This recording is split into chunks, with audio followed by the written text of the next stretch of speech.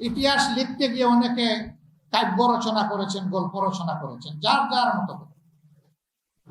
ইতিহাসের জায়গা থেকে ইতিহাসকে সরিয়ে নিলে এটার ইতিহাস থাকে না।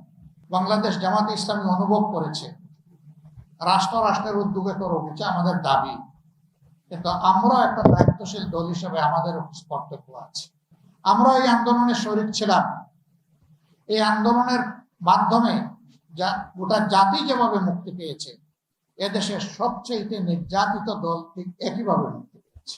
সুতরাং এই দলের কিছু কৃতজ্ঞতা আদায় করার প্রয়োজন আছে। আমরা শহীদ পরিবারগুলোর কাছে গিয়েছি নিজেদেরকে প্রশান্তি দিতে, তাদের প্রতি সম্মান জানাই। দোয়া করতে যাইনি, দোয়া নিতে গিয়েছি, কারণ তারা বড়ই সৌভাগ্যবান যে তাদের পরিবারের সদস্যকে জাতির জন্য, আল্লাহর জন্য তারা উপহার দিয়েছে। এই পরিবারগুলোকে আমি গভীর কৃতজ্ঞতা জানাই, অভিনন্দন জানাই। আল্লাহর দরবারে দোয়া করি আল্লাহ তাআলা তার গায়েবী খাজানা থেকে প্রশান্তি দিয়ে তাদের সমস্ত হৃদয়কে পরিপূর্ণ করে দেন। তাদেরকে ধৈর্য ধরার তৌফিক দান করুন। আল্লাহর কাছে দোয়া করি আজীবন যেন এই পরিবার দেখাতে পারি। আল্লাহ সেই শক্তিটাও যেন আমাদেরকে দান করেন। আমার বন্ধুরা যে সমস্ত দাবি এখানে উত্থাপন করে দিয়েছেন, আমি আর এগুলার পুনরাবৃত্তি করছি না। আমি কিছু বিষয়ে ক্ষমা চাচ্ছি।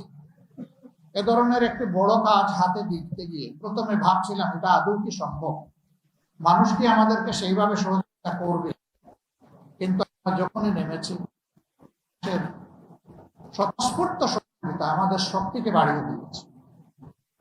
আমরা কিন্তু এখনো ইতিহাস রচনা বা স্মারক রচনা পরিপূর্ণ করে উঠতে পারিনি, এ প্রক্রিয়া চলমান।